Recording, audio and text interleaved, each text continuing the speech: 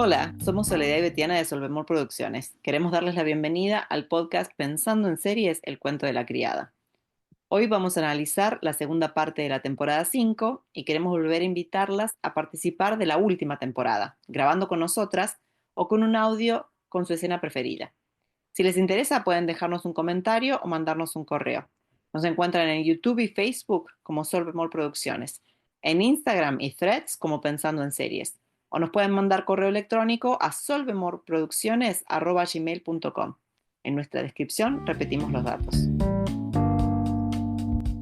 La primera parte de la temporada se centró en las repercusiones por la muerte de Fred Waterford, la puja entre Serena y June y la decisión de no matarse una a la otra, cuando ambas tuvieron la oportunidad. En esta segunda parte vamos a ver cómo la creación de Nueva Belén se publicita como una alternativa para quienes escaparon ya de Gilead, pero siguen teniendo familia allí, y cómo la presencia prolongada de una gran cantidad de refugiados genera presiones sociales cada vez más grandes en Canadá. ¿Hasta qué punto Canadá está a salvo de convertirse en un nuevo Gilead? En torno a estos temas analizamos problemáticas migratorias y manifestaciones de xenofobia.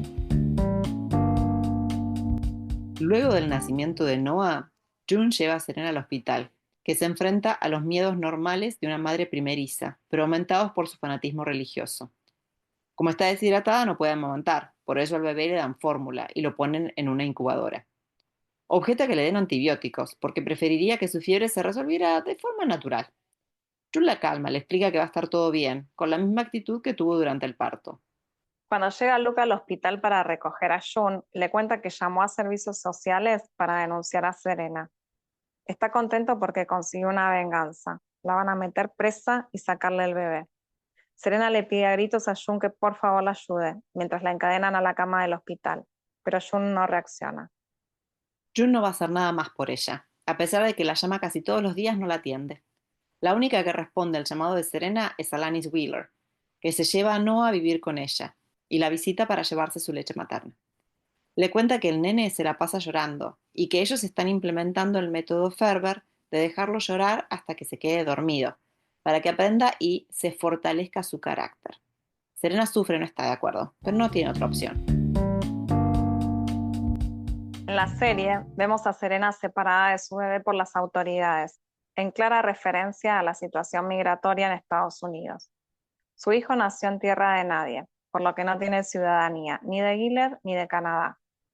Actualmente, Trump está desarrollando una política similar.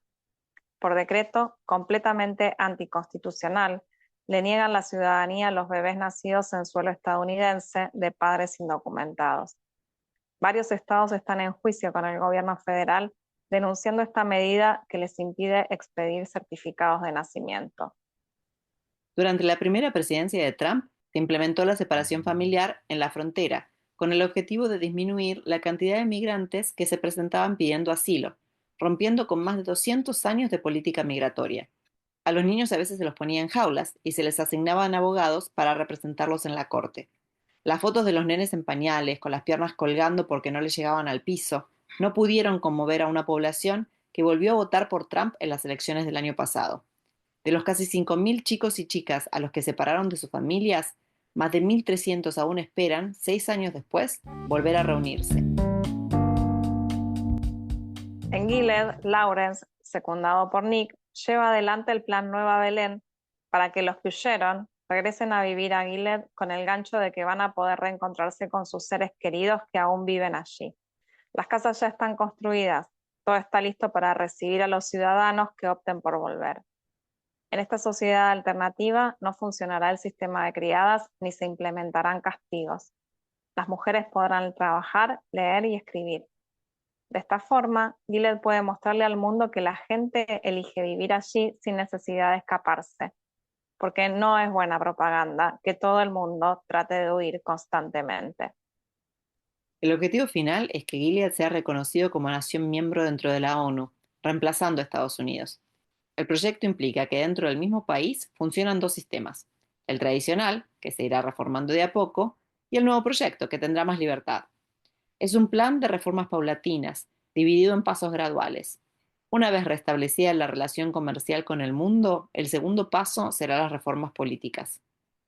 La situación no podría ser mejor para Gilead, porque en Canadá proliferan las protestas contra los estadounidenses. Manifestaciones cada día más numerosas, con mucha gente eufórica que quiere que los extranjeros se vayan. Llevan carteles que dicen Canadá para los canadienses, fuera yanquis. Su actitud es cada día más agresiva. A raíz del récord histórico del año 2022 en cantidad de personas afectadas por desplazamientos forzados que viven en distintos países como refugiados, Amnistía Internacional elaboró un informe que invita a reflexionar sobre las frases xenófobas más comunes. Son demasiados. No podemos ayudarlos a todos. Si te gustan tanto, recibirlos en tu casa. Nos quitan el trabajo. Utilizan servicios que no pagan. No tengo nada en contra de ellos, pero nosotros primero. No quieren integrarse. En la serie sucede lo mismo que en la actualidad. En Estados Unidos con los latinos, en Europa Occidental con los del este, africanos o asiáticos, en Latinoamérica con los de los países vecinos. El capitalismo necesita mano de obra cada vez más barata y más flexible, y los migrantes cubren esa necesidad. Los países que fueron conquistados y colonizados en siglos anteriores tienen economías menos desarrolladas que las de los países que los invadieron y explotaron sus recursos para su propio desarrollo. Producen más trabajadores que los que sus economías pueden absorber. Por lo tanto, muchos deciden emigrar en busca de mejores oportunidades laborales. Los inmigrantes son extranjeros por definición distintos. La diferencia se magnifica. Esto genera que la población del país receptor reaccione queriendo mantenerlos afuera. Hay una razón económica, ya que la oferta laboral de los recién llegados reduce la posibilidad de que ciertos trabajos aumenten su remuneración.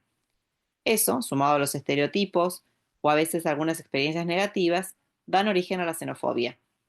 Quizás inconscientemente, la sociedad receptora incluso teme que los inmigrantes y sus hijos reemplacen a su propia descendencia en la identidad cultural del país, porque lo nuevo o lo diferente se considera inferior.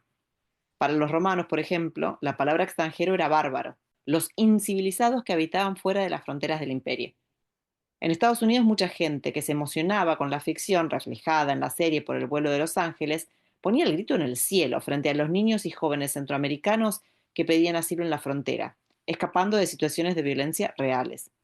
¿Qué pasa en la sociedad que siente como amenaza la presencia de extranjeros, incluso tratándose de niños que escapan de la violencia?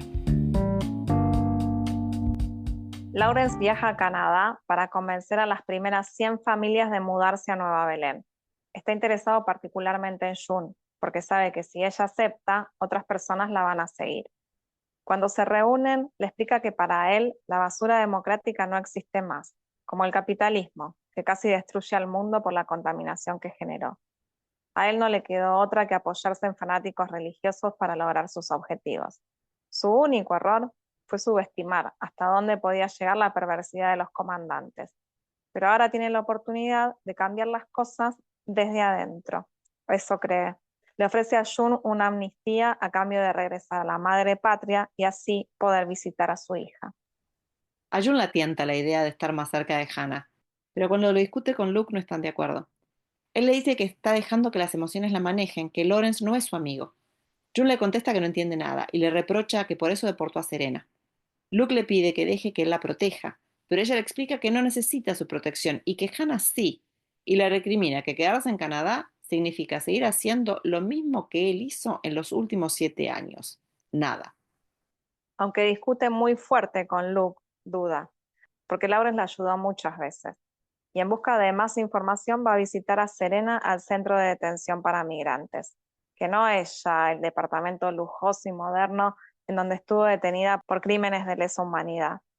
Parece que una migrante es más peligrosa que una presa por genocidio. Serena se entusiasma cuando la ve, piensa que la va a ayudar, pero June le pide que deje de llamarla porque no son amigas y nunca la va a perdonar. Serena le pide consejo sobre cómo hacer para recuperar a Noah, y June le dice que vuelva a vivir con los Wheeler. No lo puede ayudar si no está cerca de él y su hijo la necesita. Tiene que actuar como criada, pero en secreto, todo el tiempo, conspirar, pensando cómo vengarse. Jun le habla a Serena, pero también se habla a sí misma, porque sigue pensando qué decisión tiene que tomar. Serena toma el consejo y regresa con los Wheeler para estar con Noah. La reciben, pero quieren escuchar sus disculpas, diciendo que lamenta mucho sus acciones, fue grosera y desagradecida. Todo lo que pasó fue culpa suya y solo de ella. Les agradece permitirle volver para alimentar a su bebé. Un discurso muy similar a las palabras que usó Jun con ella temporadas atrás. Los Wheeler aceptan sus disculpas, pero le ponen restricciones. Solo verá al bebé al momento de amamantarlo, y Alani se encargará de todo lo relacionado a la crianza, argumentando que Serena no está en condiciones de guiar ni educar al nene, y es posible que jamás lo esté. Serena calla y aprieta fuerte el puño, de la misma manera que hacía Jun cuando era criada. Mientras Serena entra en la casa de los Wheeler para sacar a Noah de allí, Jun continúa contemplando la posibilidad de ir a Nueva Belén para estar cerca de Hannah y tener la chance de rescatarla, pero no se decide. Ambas mujeres están igualadas, pensando en cuál es la mejor decisión para lograr rescatar a sus hijos. Jun arrastra este dilema desde la primera temporada. No sigue el consejo que ella misma le da a Serena, porque hay una diferencia entre ambas muy grande. Jun no está sola, tiene a Moira y a Luke. Y además, Tuelo está dispuesto a hacer cualquier cosa para que se quede en Canadá, porque sabe que si Jun acepta irse, otros la van a seguir. Lo que busca Gilead es reemplazar a Estados Unidos, y aunque sea cierto que Lawrence quiera realizar reformas de tipo Gorbachev, lo seguirá un líder autoritario como Putin.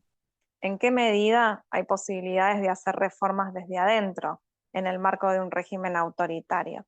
Este tema, spoiler, va a seguir estando presente en la temporada 6. Breve paréntesis.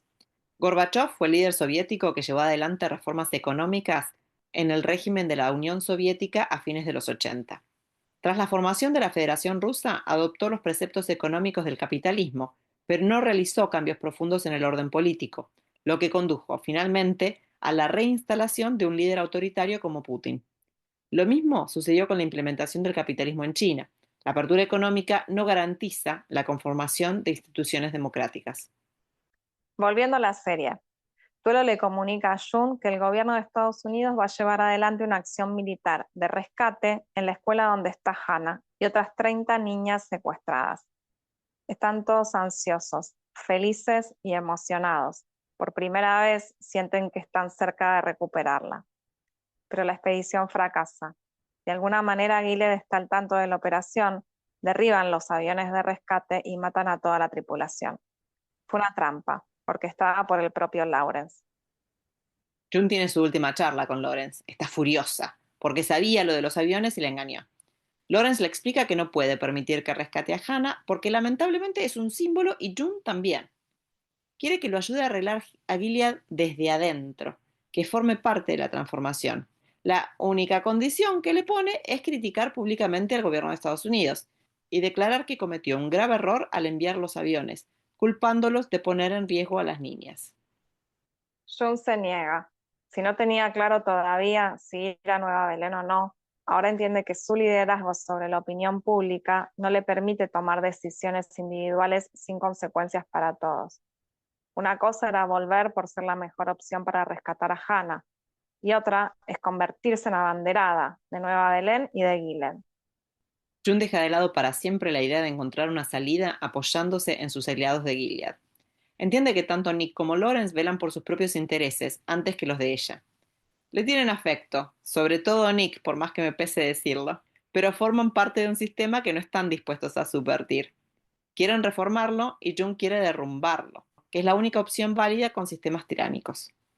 Jun está tan furiosa que busca las palabras que a Lawrence le causen más dolor, y le confiesa que vio morir a Eleanor y no hizo nada para salvarla. De todas maneras, le recalca, Eleanor lo odiaba. Su muerte fue el precio que Joseph pagó por salvar a la nación que creó. Cuando corta, tiene un ataque de furia tan grande que destroza todo el jardín. Sabe que ya no puede contar con él para nada. En el homenaje a los militares caídos tratando de rescatar a Hannah y a las otras niñas, se organiza una manifestación de ciudadanos canadienses en contra de los refugiados. Son más que los estadounidenses que participan en el homenaje y no se conmueven frente al dolor de los familiares. Exigen que todos se vayan de Canadá y vuelvan a su país, por más que su país ya no exista y enfrenten violencia y posiblemente la muerte bajo el nuevo régimen. Ese no es su problema. En medio del griterío, Jun ayuda a una nena a decir la promesa de lealtad que recitan todos los chicos diariamente en la escuela. No pasa de la primera oración cuando alguien desde la manifestación les dispara y le pega en el hombro a Jun, que protege a la nena con su cuerpo. Al día siguiente atrapan al atacante. El gobierno considera que solo se trata de un hombre enojado con una pistola. Pero Jun cree que Gilead está detrás del atentado y se compra un chaleco antibalas. Luke empieza a llevar una arma permanentemente en el bolsillo. Saben que el peligro es inminente. En el barrio hay muchas casas de alquiler porque la gente se está yendo. Hay camiones de mudanza en varias casas vecinas. Little America es un lugar peligroso. La xenofobia implica el rechazo u odio al extranjero, al que se lo ve como una amenaza, tanto en términos económicos, vienen a sacarnos el trabajo, como en términos culturales, rompen con nuestras tradiciones, son maleducados. A lo largo de la historia ha sido el motor de grandes manifestaciones, incluyendo fundamentalmente protestas violentas, incendios provocados en casas y negocios propiedad de inmigrantes e incluso el asesinato de ciudadanos extranjeros. Sudáfrica es un país con una larga historia de conflicto racial y xenofobia. En 2008 se desataron violentos disturbios que provocaron la muerte de más de 60 personas extranjeras. En 2022 hubo un nuevo rebrote. Grupos autoconvocados iban de puerta en puerta exigiendo visas, bajo el lema demasiado negro para ser sudafricano. La discriminación contra ciudadanos extranjeros, cuando se prolonga en el tiempo y encuentra aceptación en grandes franjas de la población, se institucionaliza en la política gubernamental, otorgando impunidad generalizada a la violencia. La corrupción en los sistemas de migración y asilo agudiza estos problemas. En muchos países se utiliza el término delitos de odio y generalmente se encuentran asociados con el racismo. Tal es el caso de España, que en 2017 la organización SOS Racismo contabilizó, por ejemplo, 1.500 casos de delitos por odio. Del mismo modo que sucede en la serie, las grandes migraciones muchas veces trajeron aparejadas situaciones de violencia xenófoba. A los pocos días del atentado, una camioneta embiste a June intencionalmente, la atropella, vuelve para atrás y le pasa por encima del brazo, que se rompe todo. Cuando está a punto de atropellarla de lleno para matarla, Luke llega corriendo y baja al conductor a los golpes hasta que queda inconsciente y logra llevar a June al hospital. Al regresar a su casa con el brazo enyesado, June se entera que el tipo que la atacó, que es un canadiense, murió a consecuencia de los golpes que Luke le dio. Rita les informa que hay una orden de arresto contra Luke. Mientras Moira y Luke discuten cuál es la mejor forma de defenderse, June se da cuenta que es la última oportunidad que van a tener de escaparse. No quiere que les pase como la última vez, cuando Estados Unidos se convertía en Gilead, que no se dieron cuenta de cuánto los odiaban y cuando reaccionaron ya era tarde. Canadá está en un proceso de cambio diferente, más xenófobo que religioso, pero los resultados pueden ser igual de nocivos para su familia. Agarran a los apuranos unas pocas pertenencias y salen, pero Tuelo llega a tiempo para avisarles que no pueden ir al aeropuerto porque los están esperando. Les ofrece conseguirles pasaportes falsos y meterlos en un tren con destino a Vancouver, y de ahí tomar un barco a Hawái, uno de los dos últimos estados de Estados Unidos. A la estación están llegando refugiados de todas partes, porque Canadá ya no los quiere. La cantidad de gente, la estación, los trenes, parece que huyen de una guerra. Luke la manda a June adelante, pero en realidad es una manipulación para separarse. Él se va a entregar porque tiene miedo de que los detengan a los tres y siguen juntos. June le pide que no, que se quede, no quiere pasar por eso de nuevo, separarse.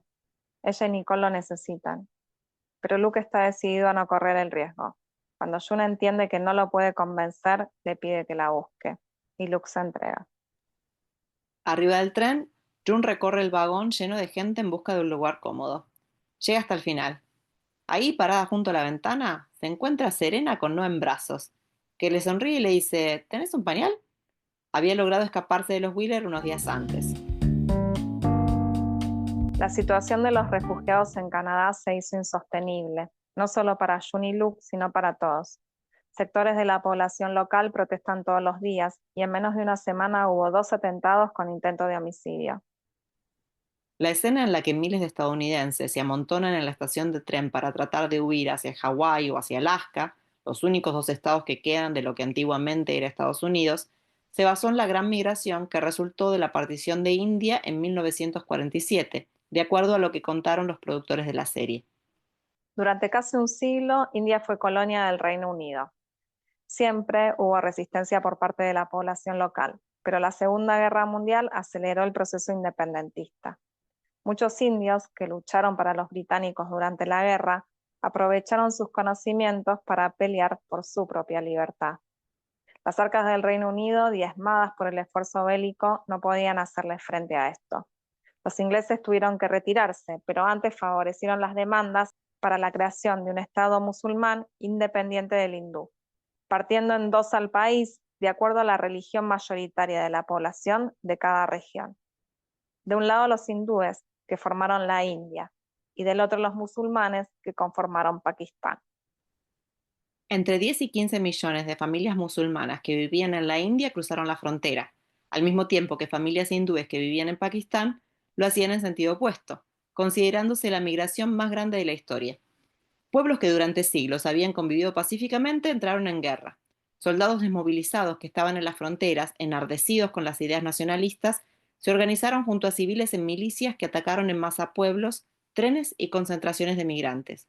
Murieron al menos 200.000 personas y algunas fuentes llegan a 2 millones, pero estos números están en debate.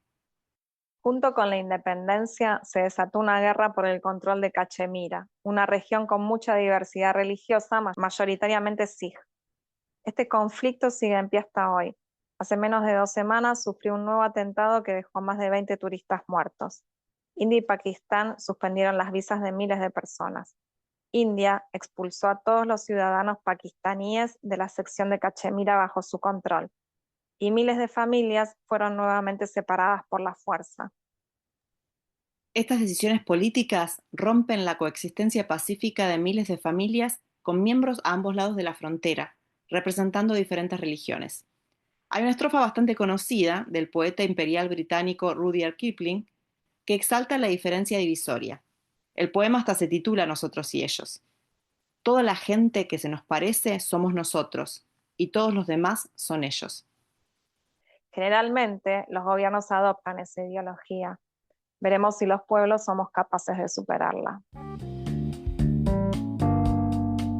Les agradecemos el habernos escuchado. Asegúrense de seguir el pod, así se enteran cuando sale un episodio nuevo. Y si les gusta, que nos valoren con las estrellitas, si son 5 mejor. También los invitamos a buscarnos en redes. Estamos en YouTube y Facebook como Sol Bemol Producciones y en Instagram y Threads como Pensando en Series.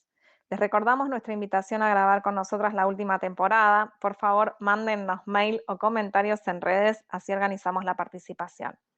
Nos gustaría escuchar su opinión y todo lo que quieran compartir con nosotras. Muchas gracias. Hasta la próxima.